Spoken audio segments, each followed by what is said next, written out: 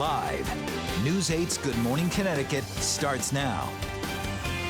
Happening now, making sure drivers are doing just that, driving.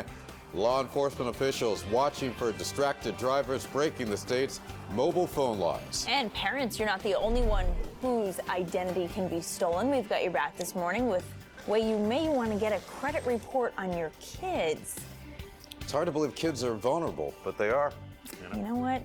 Hackers will get anyone these days. Pretty much. Figuring it all out. That's right. Good morning, everybody. If you're just getting up and about on this Thursday morning, it is 6 o'clock. Thank you for spending this early part of your day with us. I'm Keith Coons. And I'm Laura Hutchinson. Gil Simmons has the day off this morning.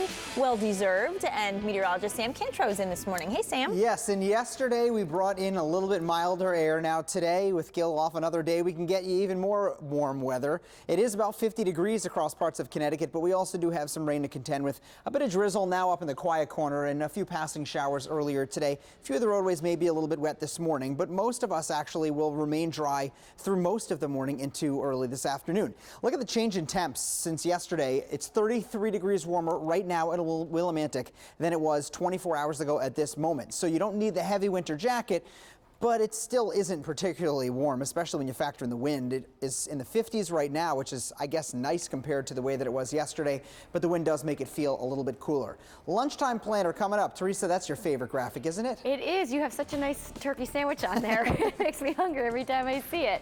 Hey, good morning, everyone. I have great news here in the traffic department. It's a terrific time to leave the house. I just checked in with state police, and we're not working any problems. Take a look at the map here. We had Sisson Ave blocked in Hartford. That's an ongoing construction project. It's going to be out there for a month, so you're going to want to get used to that. Exit 46 is closed in the overnight hours, but other than that, lots of green speed data. We'll take you live outside to Waterbury. This is eastbound traffic. It's a cruise control ride all the way into Hartford, and then westbound a little closer to your screen here into Middlebury, Southbury, Newtown, and Danbury. Looks terrific and no big problems, and Metro North is on time. So are our area airports. Check the cameras at WTNH.com. Keith and Laura, back to you both. Teresa, thank you. We are following some breaking news now from the overnight hours. No arrests have been made after someone shot a man in the back of his head. Emergency crews found the victim in front of 26 May Street about 1:15 this morning. The victim has been identified as 22-year-old Robert Richardson of New Haven, and he died at Yale New Haven Hospital just a short time later. Police say an SUV was seen leaving the area with its headlights off. Happening right now, a crackdown on distracted driving all month long here in Connecticut. It is one of 2 times a year that the police do the You Drive, You Text, You Pay campaign. News 8's Ken Pierce filling us in this morning. He is live right along I-95 in New Haven. Kent, good morning. Good morning, Laura and Keith. Yeah, April is Distracted Driving Month all over the country. And here in Connecticut, you're going to see state and local police doing this crackdown on anybody breaking the state's mobile phone laws. And you may be thinking, shouldn't the police be enforcing these laws all the time? Why do they have these week or month-long crackdowns? Well, yes, they do enforce those laws, but the crackdowns, they actually do work. They studied this last year. Before the April crackdown last year, distracted driving was measured at about 9.5%. After the April crackdown, that was down to 7.8%. So that's a pretty significant drop in phone use. Last year, police wrote 22,000 tickets. So a lot of people got the message firsthand that they need to put their phones down. And that's still better than getting the message the other way, of course, through a crash. In 2013, nationwide, more than 3,000 people were killed, 424,000 injured in accidents involving distracted drivers. Now, of course, you can pay for that crime in other ways. In Connecticut, your first ticket costs you $150. Your second doubles to $300. Every ticket after that is, ouch, $500. That's for talking on a handheld cell phone, texting, checking email, watching a video, taking a picture, anything that takes your eyes off the road. This crackdown lasts all through the month of April, and they do this again coming up in August, too. We're live along I-95 in New Haven. I'm Ken Pierce. Back to you. Ken, thank you. What we're watching calls for increased security at the nation's airports. U.S. Senator Charles Schumer of New York thinks baggage claims, check-in lines, and other vulnerable areas in airports need beefed up security measures, especially in the wake of the terrorist attack in Brussels at the airport there. Senator says he will push for more security funding in an upcoming aviation funding bill. Laura?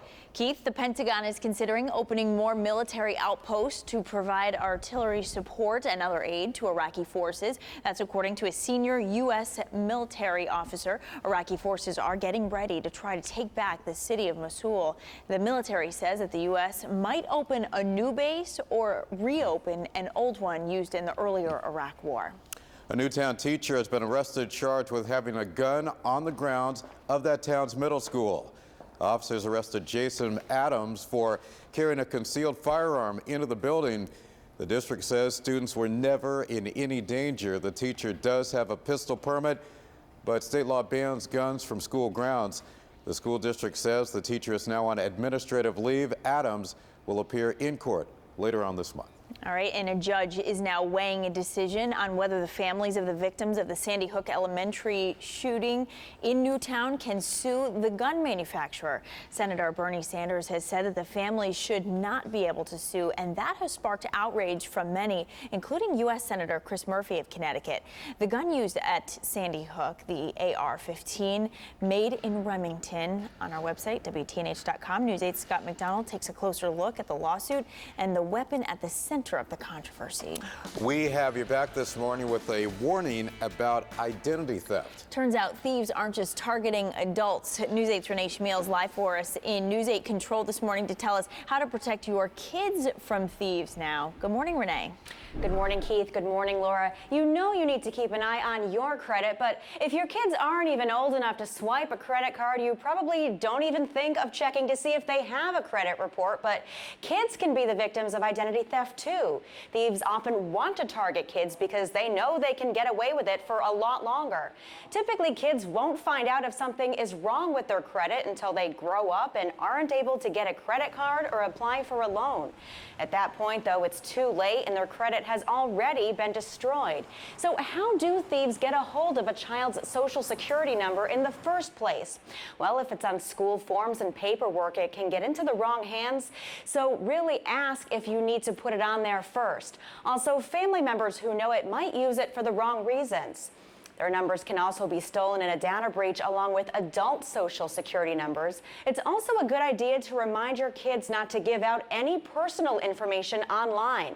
If you suspect something's wrong, contact the 3 major credit reporting agencies and ask to check if your child has a credit report.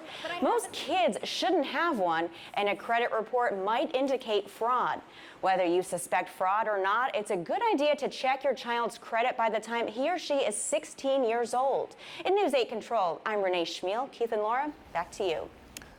All right, Renee, thank you. It feels nice and warm out there, at least. Not bad, right? There's a catch, isn't there, Sam? Oh, always a catch this time of the year when you get mild temps, especially in the morning. That catch oftentimes is cloud cover, and what will come after that is going to be some rain, unfortunately. Here are the temps across the state. We have some low 50s, we have some upper 40s. Windsor locks a temperature this morning of 49 degrees. A little bit cooler in Oxford where the temperature is 48. This is the bus stop forecast where our temperatures are expected to get up into the 40s to around 50 degrees. We're live on Facebook right now, by the way.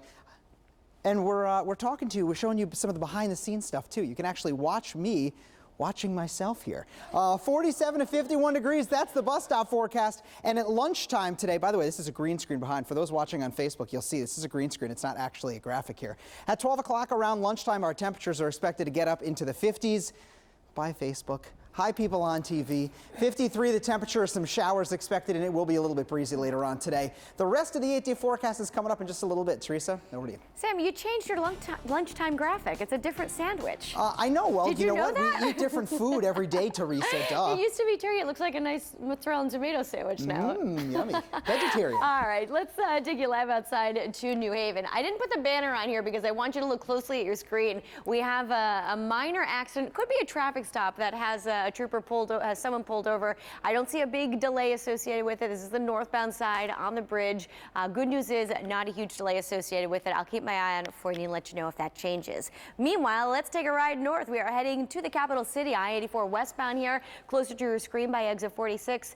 Looks okay to me. That overnight construction is wrapped up and eastbound looks fine right through the capital city. And the map is quiet. That's great news. I checked in with state police and they're not working any accidents. So good news for commuters who are getting that early start. lots of green speed data. You really could get from one corner of the state to the other without any delays. We'll talk trains and planes coming up in the next 10 minutes. Check those cameras at WTNH.com. Back to you both. All right, Teresa, thank you. I know some of us are guilty of this. Something being in your fridge that's been in there a little bit too long. Well, maybe it's even a different color now than when you first bought it. We've got your back this morning with ways to save money and get more food out of your fridge. All right, check it out right now. We are live. There we are, live right there on Facebook, the social networking site, making some changes to a streaming platform that you will soon see on your news feed, and we will explain. There's Facebook right over there. I think it's a little delay. I'm watching this. All right, and here's a live look outside in New Haven on this Thursday morning. Not too shabby out there right now, but it is going to rain.